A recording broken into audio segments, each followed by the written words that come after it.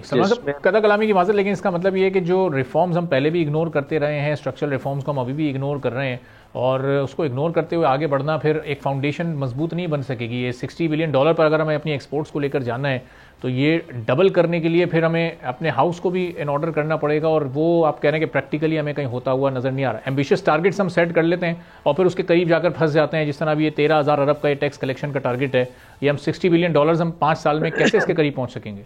جی، اس میں جو خامی مجھے نظر آ رہی ہے نا، وہ یہ ہے کہ ہم ابھی بھی سمجھتے ہیں کہ اگر ہم tax to G D P ratio کو بڑھا دیں گے 9-10% سے 13.5% کر دیں گے تو سارے مسئلے حل ہو جائیں گے.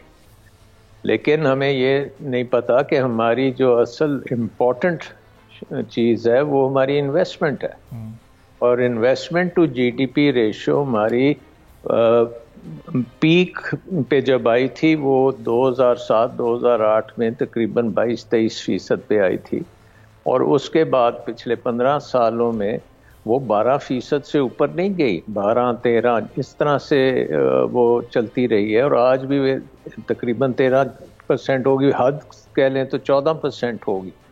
حالانکہ ہمیں ٹیکس ٹو جو investment to G D P ہے وہ ہمیں کم از کم 30-35% چاہیے. اور جب تک ہم اپنی اسٹریٹجی، اکنامک اسٹریٹجی کو انویسٹمنٹ کی طرف نہیں راغب کریں گے اور ہم ٹیکس میں پڑے رہیں گے اور یہی کوشش کرتے رہیں گے کہ بزنس پہ اور ٹیکس کیسے لگایا جائے، عوام پہ اور ٹیکس کیسے لگائے جائیں، کیسے ہمیں اربوں روپے میں اضافی ٹیکس آنے شروع ہو جائیں، اور بغیر اپنی حکومت کو ریفارم کیے تب اسی بیوروکریسی کو آپ اور پیسہ دیں گے جنہوں نے پہلے ہی آپ کے جو پہلا پیسہ ہے اس کے اوپر تو کوئی ریٹرن نہیں آیا نا. سو بیسکلی اپروچ جو ہے وہ ٹیکس اورینٹڈ اپروچ ہے، جو پہلے 20-22 پروگرامز میں آئی ایم ایف کے پروگرامز میں ہو چکی ہے، اور آپ کو فوکس چاہیے انویسٹمنٹ کی طرف. اور اس میں بھی سلمان صاحب یہ لوکل انویسٹمنٹ پر آپ زیادہ زور دے رہے ہیں یا پھر آپ فورن ڈائریکٹ انویسٹمنٹ کی بات کر رہے ہیں کہ ایکسپورٹ اورینٹڈ وہ انویسٹمنٹ ہو جس سے ہماری ایکسپورٹس بھی بڑھ سکیں؟ دیکھیں، سب سے پہلی جو فوکس ہوتا ہے نا وہ آپ کا ڈومیسٹک انویسٹر ہوتا ہے. اور وہ ملک ترقی کرتے ہیں جن کے اپنے ڈومیسٹک انویسٹرز، انٹرپرینیورز وہ انوویٹو ہوتے ہیں، وہ انویسٹ کرتے ہیں. نظام ایسا ہوتا ہے کہ ان کی انویسٹمنٹ کے لیے فائنینس ملتی ہے، ٹیکنالوجی وہ لے کے آتے ہیں، وہ ٹریننگ لوگوں کی کرتے ہیں، وہ مارکیٹس میں جاتے ہیں انٹرنیشنلی.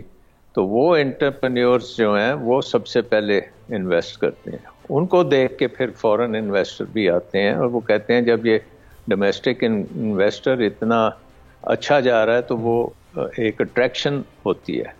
ٹھیک ہے. تو ہمیں یہ انویسٹمنٹ کی شدت سے ضرورت ہے، اور اس کو آگے لانے کے لیے بھی ہمارے پاس جو فارمولاز ہیں وہ اویلیبل ہیں کہ نمبر 1 آپ نے ڈی ریگولیٹ کرنا ہے اکانومی کو، کیونکہ جو انویسٹر انویسٹ کرنا چاہتا ہے تو اس کے سامنے سب سے بڑے جو ہرڈلز ہوتے ہیں، ایک تو وہ انسٹیٹیوشنز اور ادارے ہوتے ہیں جن میں رولز، ریگولیشنز اور بیوروکریٹس وہ بیٹھ کے ہر چیز کو روکنے کی کوشش کرتے ہیں. ان کی انٹینشن نہیں ہوتی، بٹ وہ ڈیزائن ہی اسی طرح سے ہوئے ہیں کہ وہ کیونکہ کلونیل ایرا سے چل رہے ہیں، وہ انویسٹمنٹ کو پرکھتے ہوئے اس کو برباد کر دیتے ہیں. ٹھیک ہے.